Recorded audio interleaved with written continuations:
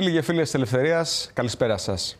Είναι η εκπομπή «Οι Λιμπερταριανοί». Είμαι ο Βασίλης Αναστασόπουλος. Μαζί μου, όπως πάντα, ο Τηλέμαχος. Καλησπέρα, Τηλέμαχε. Καλησπέρα, Βασίλη. Και σήμερα έχουμε έναν πολύ ενδιαφέροντα καλεσμένο, τον Πέτρο Τοντασιό, διεθνολόγο ειδικό σε θέματα της αμερικανικής εξωτερικής πολιτικής. Καλησπέρα, Πέτρο. Βασίλη, καλησπέρα, Τηλέμαχε. Ευχαριστώ για την πρόσκληση. Ευχαριστούμε εσύ που ήρθες. Πρώτα θα θέλαμε αφού μας κάνατε λοιπόν τη χάρη και σχολιάσατε στο κανάλι μας, θα ήθελα πρώτα ο Τηλέμαχος να απαντήσει σε κάποια σχόλια που θεωρούμε σημαντικά. Πριν ξεκινήσουμε με τη ροή. Τον κόσμο, την Ευμορφία, τον κύριο Μπίκα, τον Θανάση που έστειλε στο email. Θανάση, ναι, όντως είναι λίγος ο χρόνος της εκπομπής. Θα κάνουμε κάποια live μόνο από το διαδίκτυο και θα χαρούμε να είστε εκεί και να μιλήσουμε όλοι μαζί. Έχουμε προμηθευτεί κάμερα πολύ καλή, high definition, μικρόφωνο, πάρα πολύ καλό, επαγγελματικό. Όλα είναι στο δρόμο τους. Και να πω και για το σχόλιο που άφησε ο χρήστης με το όνομα, με το nickname Αμανατίδου Fanpage για Λιμπερταριανό Κόμμα Ελλάδος. Να πούμε ότι δεν χρειάζεται πάντοτε όταν έχεις μια ιδεολογία να φτιάξεις και ένα κόμμα αντίστοιχο με αυτή. Παράδειγμα, η Νέα Δημοκρατία από χριστιανοδημοκρατικό κόμμα μετατράπηκε σε ένα κόμμα της woke agenda. Δηλαδή, 25 χρόνια πιο πριν, κανείς δεν θα φανταζόταν ότι θα ψηφίσει ένα νομοσχέδιο για τους ΛΟΑΤ και το γάμο τους και όλα αυτά, ή υπέρ της ανεξέλεκτης νομιμοποίησης παράνομων μεταναστών. Δεν θα το περίμενα αυτό οι δεξιοί ψηφοφόροι. Όμως μεταλλάχθηκαν. Έτσι δηλαδή, αν δείχνεις αντίστοιχα τον σωστό δρόμο, αν ασκήσεις πολιτική επιρροή, πιστεύω ότι μπορείς να αλλάξεις τα πράγματα χωρίς να φτάσεις να κάνεις κάποιο κόμμα όπου εκεί θα στην πέσουν όλοι, θα έχεις παντού εχθρούς.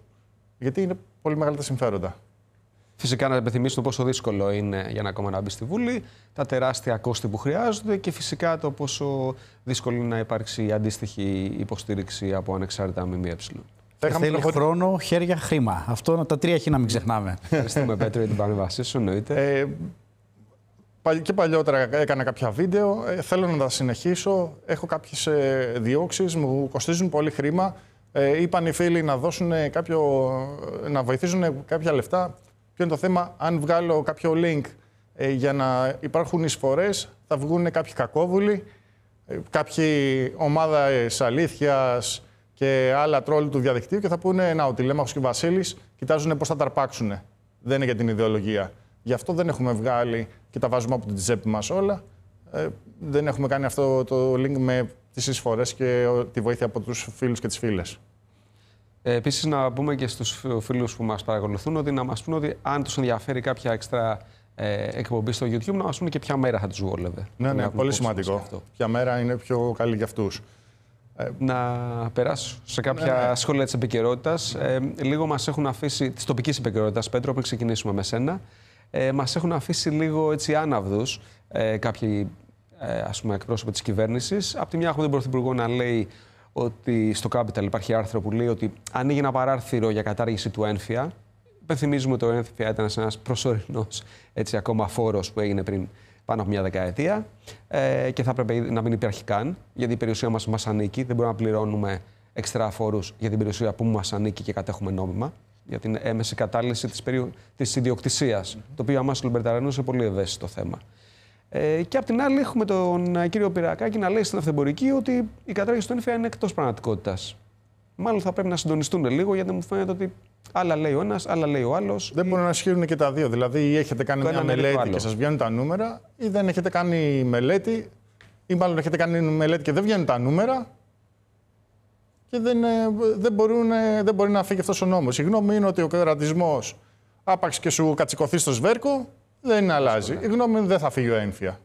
Εκτός και αν πέσουν πάρα πολύ τα νούμερα. Οπότε, προεκλογικά έτσι για να αλλάξει το τοπίο, το δημοσκοπικό, εκεί πέρα ενδεχομένως να καταργηθεί.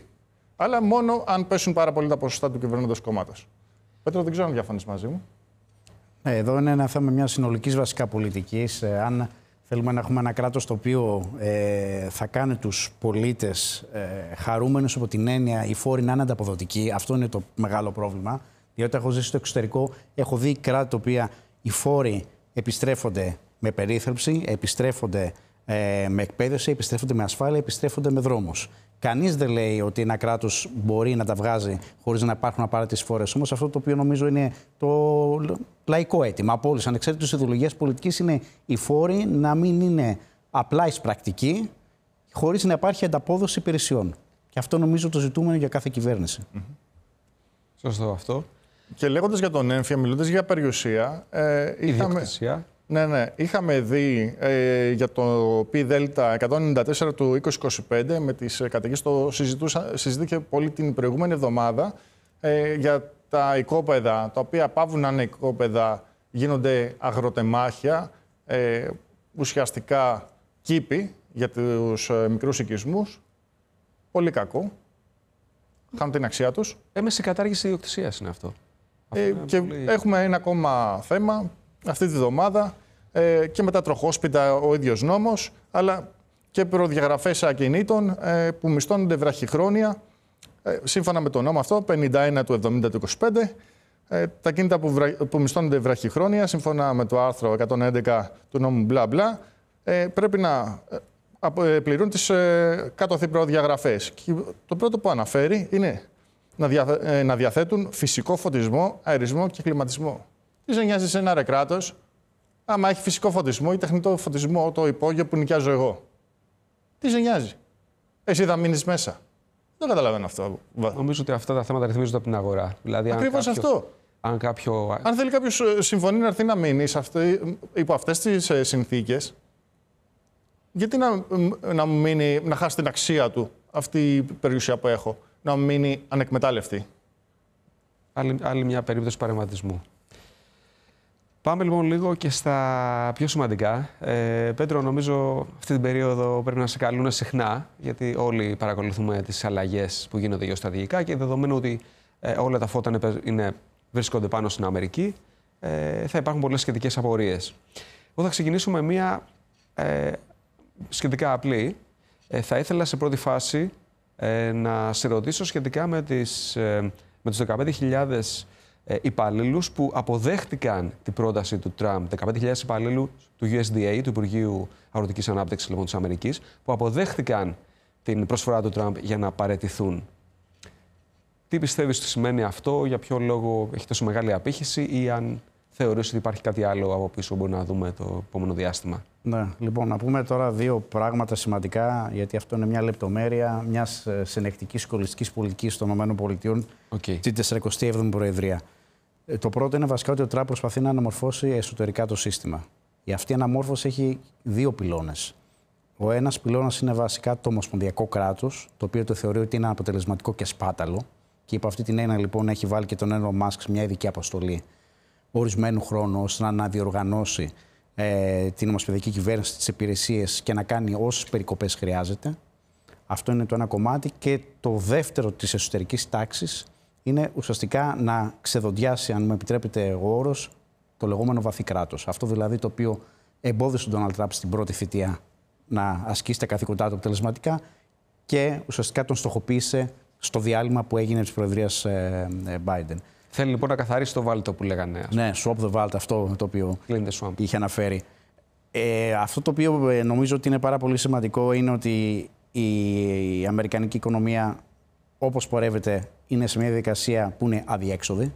Είναι μια χώρα που παράγει λίγα και εξοδεύει πολλά περισσότερα. Αυτό λοιπόν δεν μπορεί να συνεχιστεί, οπότε ο εξορθολογισμός βασικά των διοικητικών υπηρεσιών του ομοσπονδιακού κράτους είναι ένα κομμάτι μιας συνολικής διαδικασίας η οποία γίνεται. Και αυτό βλέπουμε βέβαια ότι δημιουργεί και πολλές αναταράξεις, διότι υπάρχει αυτή τη στιγμή ουσιαστικά μία σύγκρουση συμφερόντων. Καταρχήν υπάρχει, όπως βλέπουμε, μια σειρά από εκτελεστικές αποφάσεις, οι οποίες προσπαθούν να μπλοκαριστούν είτε από δικαστήρια περιφερειακά, είτε στο ομοσπονδιακό, είτε στο ανώτατο δικαστήριο. Και νομίζω ότι αυτό είναι το πάρα πολύ ενδιαφέρον, ότι οι τρεις εξουσίες οι οποίες ρυθμίζουν βασικά το αμερικανικό πολιτικό σύστημα, τα λεγόμενα check and balances, είναι αυτά τα οποία αυτή τη στιγμή δοκιμάζονται. Δηλαδή το κομμάτι της εκτελεστικής εξουσίας, το κομμάτι της νομοθετικής και το κομμάτι βασικά της δικαστικής. Να πούμε ότι ο Ντόναλντ Τραμπ αυτή τη στιγμή έχει το λεγόμενο τριφάγκα, δηλαδή έχει τη λαϊκή ψήφο για πρώτη φορά με μεγάλη διαφορά. την κυβέρνηση και τα δύο νομοθετικά σώματα. Οκ, άρα λοιπόν είναι πολύ πιο. Αυτό είναι απλά επιφάνεια που βλέπουμε. Και άρα θα συνεχιστεί αυτό, γιατί δεν είναι εύκολο. Όταν ο κρατισμός έχει ριζώσει εδώ και χρόνια. Δεν είναι το θέμα μόνο η προηγούμενη θητεία που μεσολάβησε του Biden, που όντως ξεχύλωσε. Είναι όμως πολλά χρόνια που είχαμε μια πολιτική η οποία απλά πήγαινε και αλλάζαν τα κόμματα, λέει Ρεπουμπλικάνοι, Δημοκρατικοί, δεν έκαναν και μεγάλες διαφορές. Ενώ ο Τραμπ είναι αυτός που έκανε στην ουσία την πραγματική αλλαγή. Γι' αυτό και ο κόσμος συμπαθεί τόσο πολύ. Αυτό βασικά είναι το κομμάτι της διαδικασίας το οποίο βλέπουμε να εξελίσσεται και θα δούμε το 29 τελικά τι έχει επιτευχθεί. Γιατί αυτό το οποίο είναι αρκετά φιλόδοξο σε πρώτη φάση από τον Elon Musk ήταν να έκανε περικοπές γύρω στα 2-3 όσον αφορά το ομοσπονδιακό κράτος. Αυτή τη στιγμή, σε πρώτη φάση, το ομοσπονδιακό, το οποίο αφορά και υπηρεσίες στο εξωτερικό όπως United States American International Development, το USAID, που είναι το λεγόμενο soft power των ΗΠΑ. Μέχρι στιγμής έχουν βρεθεί 250 δισεκατομμύρια, άρα υπάρχει πολλής δρόμος ακόμη μέχρι να φτάσουν στον επιθυμητό στόχο. Ωραία. Να πάμε τώρα σε κάτι πιο επίκαιρο, κάτι το οποίο μας αφορά και εμάς έμεσα και έχει να κάνει με την γεωστρατηγική πολιτική της Αμερικής. Θεωρούμε ότι η αντιμετώπιση λίγο της διένεξης Ινδίας-Κίνας από μεριάς Αμερικής ότι είναι λίγο χλιαρή. Τι θα έλεγες? Ινδίας-Πακιστάν, ναι. Ποια είναι τα σχόλιά σου γι' αυτό? Αν όντως είναι έτσι και γιατί είναι αυτό? Πώς μπορούμε να το δικαιολογήσουμε? Θα πρέπει να κάνουμε μια διάκριση όσον αφορά τις σχέσεις των ΗΠΑ με τα δύο κράτη. Το Πακιστάν έχει δοκιμαστεί και έχει ένα ρόλο επαμφωτερίζων. Έδειξε ότι ουσιαστικά κοινώς έπαιξε βρώμικα στο κομμάτι των Ταλιμπάν και στο Αφγανιστάν. Ναι. Οπότε είναι ένας μη αξιόπιστος σύμμαχος. Από εκεί πέρα η Ινδία έχει μπει σε διαδικασία στρατηγικής σχέσης με τις Ηνωμένες Πολιτείες προκειμένου να αντισταθμίσει βασικά την Κίνα. Άλλωστε υπάρχει ένα κοινό αξιακό σύστημα γιατί πρόκειται. Η μία είναι η πιο ισχυρή δημοκρατία που είναι οι Ηνωμένες Πολιτείες και η Ινδία είναι η πολυπληθέστερη δημοκρατία. Και φυσικά μοιράζονται το ίδιο όνομα του φιλελεύθερου εθνικισμού, τον liberal nationalism. Άρα λοιπόν σίγουρα υπάρχουν, εγώ πιστεύω, κάποιες παρασκηνιακές διαβουλεύσεις και πιέσεις και συζητήσεις στην περιοχή αυτή από τη μεριά των Αμερικανών αξιωματούχων, αλλά μέχρι στιγμής σε πρώτη φάση αυτό το οποίο βλέπουμε είναι ότι και οι δηλώσεις που έχει κάνει και ο Τραμπ είναι σαν να μην θέλουν οι ΗΠΑ να έχουν άμεσο ρόλο και να επιβιώσει αυτό το οποίο έχουν πει κατά καιρούς, ότι οι ΗΠΑ δεν μπορούν να είναι πια ο παγκόσμιος χωροφύλακας. Είναι σαν να εφαρμόζεται αυτή τη στιγμή. Αλλά το πράγμα σίγουρα, αν εξελιχθεί σε κάτι αρκετά χειρότερο, μάλλον πιο δυσμενές όσον αφορά σε συγκρουσιακή κατάσταση, εκεί θα δούμε επέμβαση των ΗΠΑ. Αλλά αυτή τη στιγμή πράγματι φανερά από το κομμάτι των δηλώσεων και των κινήσεων δεν φαίνονται οι ΗΠΑ να είναι πουθενά μπροστά στη σκηνή.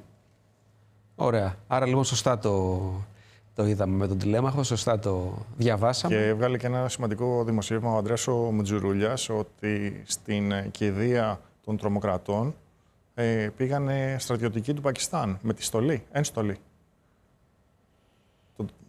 Την πρόσφατη. Από τη μία λέγανε ότι δεν έχουν σχέση, από την άλλη πήγανε στην κηδεία τους. Μάλλον, εντάξει, εσύ ποια είναι η εκτίμηση? Πιστεύεις ότι θα έχουμε κορύφωση? Εγώ αυτό το οποίο βλέπω θα έχουμε κλιμάκωση, συγγνώμη. Σε ένα έτσι ευρύτερο σχέδιο, γιατί το βλέπω βασικά αυτό ως μια θεώρηση βασικά γεωπολιτική, υπό μία έννοια είναι μια συνέχεια της σύγκρουσης η οποία υπάρχει μεταξύ χερσαίων και θαλάσσιων δυνάμεων. Έτσι, δηλαδή το Πακιστάν είναι στον άξονα, αν το δούμε σε χαλαρό βέβαια άξονα, έτσι, με την Κίνα. Είναι ευρωσιατική δύναμη, είναι με την Κίνα, είναι βασικά με την Τουρκία. Απ' την άλλη, η Ινδία είναι με τις Ηνωμένες Πολιτείες και είναι και βασικά και με αραβικά κράτη. Αυτό το οποίο έχει διατυπωθεί στη μεγάλη εικόνα είναι ότι ουσιαστικά ο λόγος που υπάρχει αυτή η αναταραχή αυτή την περίοδο είναι για το λεγόμενο IMEC, τον εμπορικό ενεργειακό διάδρομο Middle East European Corridor. Και κατά αυτόν τον τρόπο λοιπόν δημιουργείται, γιατί η σύραξη και η σύγκρουση που υπάρχει στο Κασμίρ είναι, όπως ξέρουμε, πάρα πολλές δεκαετίες. Το πότε τροφοδοτείται και ποια μορφή έχει να κάνει με γενικότερες ευρύτερες γεωπολιτικές στοχεύσεις και τοποθετήσεις, και επειδή ο IMEC είναι αυτός ο οποίος έχουμε δει ότι προσπάθησε να τροπηλιστεί ουσιαστικά και από την 7η Οκτωβρίου του 2023, νομίζω ότι είναι μια ακόμη προσπάθεια, αν προσπαθούμε να δούμε τη μεγάλη εικόνα στη μεγάλη σκακέρα. Είναι μια ευκαιρία τώρα που υπάρχει και αναθεωρητισμός και με την Ουκρανία και με τη Γάζα από τον Τραμπ και τον Νετανιάχου, μήπως θα προσπαθήσει και η Ινδία, επειδή είναι ισχυρότερη κατά τη γνώμη μου από το Πακιστάν, να πάρει λίγο ακόμα χώρο στο Κασμίρ. Ζητάω εκτίμηση, έτσι, δεν σου λέω αν το γνωρίζεις. Αν πιστεύεις ότι θα κάνει την προσπάθεια να κερδίσει χώρο. Καταρχήν μιλάμε για δύο πυρηνικές δυνάμεις. Αυτό είναι το πρώτο σημαντικό και ανησυχητικό. Και μάλιστα γίνανε πυρηνικές δυνάμεις διότι όταν η μία εξοπλίστηκε, που ήταν βασικά το Πακιστάν, τότε οι Ηνωμένες Πολιτείες δώσουν το πράσινο φως στην Ινδία. Ήταν η διαδικασία αυτή. Νομίζω ότι από εκεί και πέρα το αν θα υπάρχει κάποια δευτεροποίηση στα σύνορα, κάποιοι όροι, μένει να το δούμε στην πορεία. Αλλά νομίζω ότι αυτή η διαδικασία συγκρουσιακή, η οποία υπάρχει, η οποία είναι νομίζω η τρίτη κατά σειρά, αν δεν κάνω λάθος, θα βάλει κάποιες κόκκινες γραμμές για το μέλλον. Όσον αφορά σχέση των δύο κρατών στην περιοχή. Ωραία, πάμε τώρα λίγο σε ένα θέμα το οποίο μας αφορά πιο πολύ. Και μας ανησύχησε και λίγο. Βλέπουμε λοιπόν ότι υπάρχει μια κινητικότητα με το θέμα των Χούθι. Θέλω λίγο να μας πεις τι ακριβώς γίνεται εκεί, γιατί βλέπουμε κάποιες ανακοινώσεις. Υπάρχει κάποια πάυση πυρός μεταξύ ΙΠΑ και Χούθι και υπάρχουν και δημοσιεύματα σχετικά με αυτό. Είδαμε από το Reuters ότι λένε οι Χούθι συμφωνήσαμε για τα πλοία της Αμερικής, αλλά αυτό δεν αφορά το Ισραήλ. Και το Ισραήλ όμως είναι και ο άμεσος σύμμαχος και η προέκταση της ισχύως του άξονα στον οποίο είναι και η Αμερική. Είναι μια μεγάλη ιστορία η Χούθι και μάλιστα πριν έρθω εδώ διάβαζα κάτι συγκεκριμένο. Εδώ έχουν γίνει μια σειρά από στρατηγικές στοχεύσεις λαθασμένες στις ΗΠΑ. Διότι οι Χούθι επί διοίκησης Biden αποχαρακτηριστήκανε ως Foreign Terrorist Organization, ενώ ήταν επί προεδρίας Τραμπ. Μπορέσαν βασικά την περίοδο 20 με 23 ουσιαστικά να ανακάμψουν, να εξοπλιστούν, για να δούμε το τι έγινε μετά το 23 που διακόψανε την κυκλοφορία την θαλάσσια, που όπως γνωρίζουμε το 15% του θαλάσσιου εμπορίου περνάει από τη διόρυγα του Σουέζ, από την Ερυθρά θάλασσα, να καταλήξει βασικά διόρυγα του Σουέζ και πάνω. Νομίζω ότι η πολιτική των ΗΠΑ ήταν πολύ λαθασμένη μέχρι που ουσιαστικά στο τέλος διοίκηση Biden μαζί με τους Βρετανούς γίνανε κάποιες προσπάθειες βασικά να χτυπηθούν στη βάση του Χούθι και βλέπουμε τώρα ότι μια ειδική επιχείρηση που έχει ξεκινήσει από τις 15 Μαρτίου οι Ηνωμένες Πολιτείες έχουν κάνει πάνω από 1000 χτυπήματα στην περιοχή. Αυτό είναι το νούμερο από τη SETCOM, που είναι η κεντρική διοίκηση των ΗΠΑ που συμπεριλαμβάνεται και η Μέση Ανατολή. Και νομίζω βασικά ότι αυτό το peace through strength του Τραμπ θα έχει αποτέλεσμα, διότι να πούμε ότι η συγκεκριμένη περιοχή έχει ουσιαστικά μια ελεύθερη ναυσοπλοεία από το Γενάρη. Από το Γενάρη δεν έχουν χτυπήσει Χούθι, ενώ σε εμπορικά πλοία δεν έχει καταγραφεί κάποιο γεγονός. Οπότε νομίζω ότι είμαστε σε μια καλή εξέλιξη των πραγμάτων, δεδομένου βασικά ότι και το Ιράν, που είναι ο μεγαλύτερος βασικά αρρωγός τους, είναι εξαιρετικά αποδεδομένος. Οπότε νομίζω ότι από εδώ και στο εξής μπορούμε να αισιοδοξούμε όσον αφορά στο άνοιγμα των θαλασσίων διαδρόμων. Βέβαια, μου λες για 1000 χτυπήματα από ντρόουν μιλάμε, έτσι, αυτή την περίοδο. Όχι, ήταν και βομβαρδισμοί. Ήταν και βομβαρδισμοί με αεροπλάνα. F-18.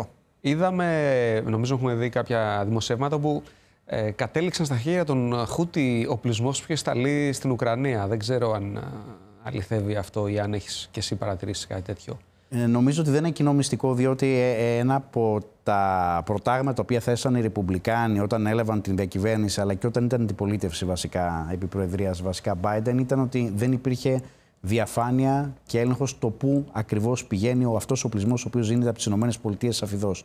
Και πράγματι έχουν βρεθεί όχι μόνο στην Ουκρανία και σε άλλα μέρη του κόσμου.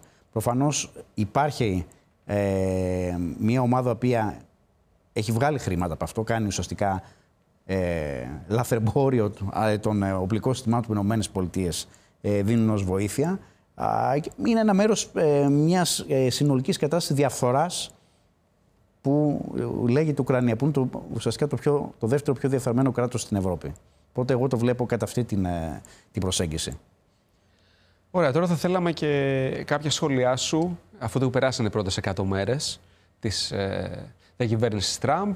Εντάξει, αυτοί οι οποίοι είναι ακόμα απέναντι λένε ότι είχε τάξει πολλά και δεν τα έχει κάνει. Άλλοι λένε πιο ψύχρεμοι ότι έχει κάνει κάποια πράγματα και θα δούμε στην εξέλιξη. Ήθελα λίγο να μου πεις τις 2-3 βασικά σχόλια. Και ξεκινώντας από την Ουκρανία, εκεί να μου πεις, επειδή το αναφέραμε, πού στεκόμαστε. Από ό,τι διαβάζεις, από ό,τι έχεις μελετήσει, υπάρχει μια συμφωνία. Στο μεταναστευτικό πάντως θα πήγε καλά.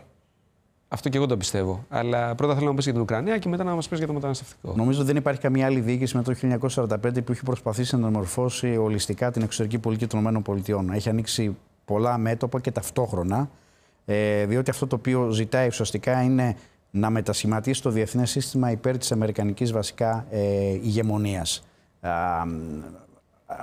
Κυρίως αυτό το οποίο, αν το δούμε στη μεγάλη εικόνα, οι ΗΠΑ έχουν προσπαθήσει 100 μέρες να κάνουν είναι δύο πράγματα. Το ένα πράγμα είναι να σπάσουν τον λεγόμενο απεχθή άξονα, ο οποίος είναι η Ρωσία, η Κίνα, το Ιράν και εγώ στη θέση της Κορέας θα βάλω την Τουρκία, γιατί είναι μια ειδική περίπτωση. Δηλαδή το 3+1 για μένα είναι η Τουρκία και όχι η Κορέα. Ένα είναι αυτό, αλλά θα είναι αντικείμενο μιας άλλης συζήτησης. Άρα λοιπόν προσπαθούμε αυτές τα τρία κυρίως κράτη να διαπραγματευτούν και το βλέπουμε σε διμερές επίπεδο, ώστε να χαλαρώσουν ουσιαστικά, να αποσυνδέσουν αυτό το συμπαγή άξονα που δημιούργησε η διοίκηση Biden σε μεγάλο βαθμό. Το βλέπουμε να εξελίσσεται. Και το άλλο είναι να επαναεπιβεβαιώσουν την κυριαρχία τους στους θαλάσσιους διαδρόμους. Πώς γίνεται αυτό? Στην περίπτωση του Παναμά με τα δύο λιμάνια, Ατλαντικό και Ειρηνικό, τα περάσματα στη Γροιλανδία, την Ερυθρά θάλασσα, αλλά και μια σειρά βασικά από άλλα μέτρα, όπως είναι βασικά η στοχοποίηση των κινέζικων ναυπηγείων. Έτσι προσπαθούν να κάνουν αυτό που είχε πει ο Σπάικμαν περί Ρίμπλαντ, δηλαδή του περιμέτρους Ευρασίας. Αυτό είναι ένα εγχειρίδιο από το 1942, το οποίο εφαρμόζουν τώρα με σύγχρονο τρόπο οι Ηνωμένες Πολιτείες. Άρα είναι, το ένα κομμάτι είναι ακριβώς να αποδυναμώσουν τις λεγόμενες χερσαίες ευρασιατικές δυνάμεις, που είναι σε μια συμπαγής ομάδα αυτή τη στιγμή, και απ' την άλλη να ανοίξουν τους θαλάσσιους δρόμους και να επαναπροσδιορίσουν τον θαλάσσιο χάρτη, πάλι προς όφελός τους. Αυτά είναι τα δύο κομμάτια. Τώρα στο θέμα της Ουκρανίας πράγματι υπήρχε μια υπεραισιοδοξία στο πού μπορεί αυτό να πάει, αλλά εμείς πρέπει να το δούμε ως αναλυτές στο κομμάτι της Ουκρανίας σαν μια αφορμή για την επανεκκίνηση των σχέσεων Ρωσίας με ΗΠΑ. Είναι η αφορμή βασικά η Ουκρανία. Διότι αυτό το οποίο θέλει βασικά ο Τραμπ είναι η αποσύνδεση της Ρωσίας από την αγκαλιά της Κίνας. Η Ουκρανία είναι ένα κομμάτι στο να μπορέσουν να μπουν σε άλλες στερεές βάσεις στις σχέσεις τους. Θεωρείς ότι θα ακολουθήσει και πολιτική, ας το πούμε, διαπραγμάτευσης και με το Ιράν, ή ακολουθεί ήδη? Ακολουθείται ήδη. Έχουν γίνει 3 γύροι διαπραγματεύσεων.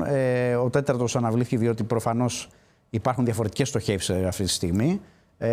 Το ζήτημα σχετικά με τα πυρηνικά, υπήρχαν, επειδή μίλησε για διαφορετικές στοχεύσεις, υπήρχε μια ρητορική για τον εμπλουτισμό, όχι τόσο να είναι τόσο, και η άλλη ρητορική που υπάρχει στη ΣΥΠΑ ότι δεν θέλουμε καθόλου, γιατί αν ξεκινήσουν θα μπορούν να είναι πολύ κοντά στο να δημιουργήσουν τις προϋποθέσεις για πυρηνικό χτύπημα στο Ισραήλ συγκεκριμένα. Εκεί ακριβώς είναι το δίλημμα. Δηλαδή, έχουν ξεκινήσει διαπραγματεύσεις. Η μία άποψη, η πιο σκληρή, λένε ότι δεν πρέπει να υπάρχει κανένα είδους πυρηνικό πρόγραμμα ούτε για πολιτικούς σκοπούς, ούτε για θέματα που αφορούν της ευμάρησης της κοινωνίας. Υπάρχει μία άλλη, το οποίο λέει ότι πρέπει να υπάρχουν συγκεκριμένα επίπεδα ουρανίου, τα οποία πάνω από αυτά πάμε και στρατιωτικές βασικά εγκαταστάσεις και για πυρηνικό πρόγραμμα. Αν οι Ηνωμένες Πολιτείες πάνε στη δεύτερη πτυχή, ουσιαστικά επαναλαμβάνουν το λάθος που έκανε ο Ομπάμα. Δηλαδή, ο Ομπάμα ουσιαστικά αυτό έκανε. Άφησε τον εμπλουτισμό του ουρανίου μέχρι συγκεκριμένα επίπεδα, ενώ λοιπόν το Ιράν συνέχιζε να συνεχίσει πυρηνικές του δραστηριότητες, το πυρηνικό του μάλλον πρόγραμμα, και το χειρότερο ήταν ότι έπαιρνε και συνεχώς χρήματα, δηλαδή η διοίκηση Ομπάμα ουσιαστικά άφησε και το κομμάτι των κυρώσεων. Οπότε μπήκαν στο ταμείο δισεκατομμύρια δολάρια από το εμπόριο καυσίμων. Το εμπόριο καυσίμων. Και μια χώρα με τόσο πολλά καύσιμα πραγματικά έχει ανάγκη για ατομική ενέργεια? Νομίζω ότι είναι διαφορετικά πράγματα το ένα με το άλλο. Νομίζω είναι μια τεχνική ερώτηση αυτή που δεν είμαι μάλλον ο κατάλληλος να την απαντήσω. Αλλά η πυρηνική ενέργεια έχει άλλα δεδομένα. Πάντως, όταν ο Τραμπ αποφάσισε να κλείσει τη στρόφιγγα, δηλαδή να βγει από το πρόγραμμα και να κάνει το λεγόμενο οικονομικό συνεργαλισμό της μέγιστης πίεσης, τα αποθεματικά του Ιράν φτάσανε σε ξένες τράπεζες μόνο στα 4 δισεκατομμύρια. Και αυτό κάνει αυτή τη στιγμή ο Τραμπ. Δηλαδή, πριν φτάσουν στις διαπραγματεύσεις, που είναι σε 3 γύρους, και θα πάμε στον 4ο, έβαλε Φλεβάρι, Μάρτι, Απρίλη σε 3 διαφορετικές ημερομηνίες 5 σετ κυρώσεων. Για να μπορέσει να πιέσει βασικά το Ιράν να καθίσει στο τραπέζι των διαπραγματεύσεων. Διανέφερε ένα νούμερο. Πόσο της εκατό δηλαδή μειώθηκε το αποθεματικό του, δηλαδή 10, 20, 30, 50. Νομίζω ότι αν δεν είχε σταματήσει την εισρωή αποθεματικών με ξένες τράπεζες, το Ιράν θα ήταν γύρω στα 15. Okay. Άρα, πάρα πολύ γρήγορη ερώτηση. Ναι, φυσικά τηλεμάχη. Πόσο ρεαλιστικό βλέπεις να προχωρήσει το Ισραήλ μόνο του σε χτύπημα ενάντια στις πυρηνικές εγκαταστάσεις του Ιράν? Όχι, αυτό σε καμία περίπτωση χωρίς να υπάρχει αμερικανική συνεννόηση. Εδώ νομίζω είναι κόκκινη γραμμή. Το Ισραήλ μπαίνει μπροστά για να καθαρίσει πράγματα που οι Αμερικανοί δεν θέλουν. No boots on the ground, no jets in the air. Αλλά από εκεί και πέρα στο θέμα του Ιράν δεν μπορούν να βρουν αυτόνομα. Ειδικά σε αυτό το κομμάτι. Εντάξει. Πραγματικά είναι πολύ ενδιαφέροντα και σίγουρα θα χρειαστεί να σε ξαναφωνάξουμε μέσα στις επόμενες εβδομάδες, γιατί οι εξελίξεις τρέχουν. Αγαπητοί τηλεθεατές, σας ευχαριστούμε και πάλι που συντονιστήκατε στο Alert 8.30 ώρα την Πέμπτη. Να ξέρετε ότι είμαστε εδώ σταθερά και φυσικά θέλουμε περισσότερα σχόλια, περισσότερο interaction και θα χαρούμε φυσικά να συνεχίσετε να μας παρακολουθείτε απρόσκοπτα. Καλό σας απόγευμα.